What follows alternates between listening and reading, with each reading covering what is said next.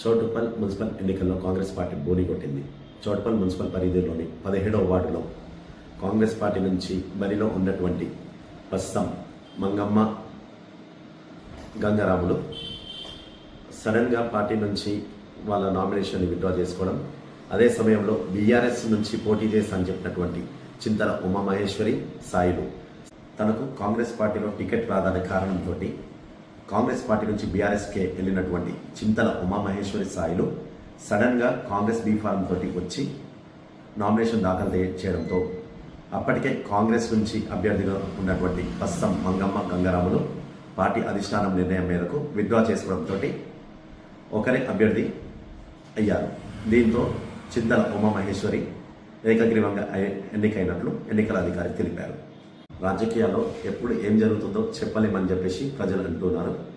ఇప్పుడు జరిగినటువంటి ఈ ఎన్నికల విషయంలో మీరేమనుకుంటున్నారో మీ అభిప్రాయాలను తెలియజేయండి.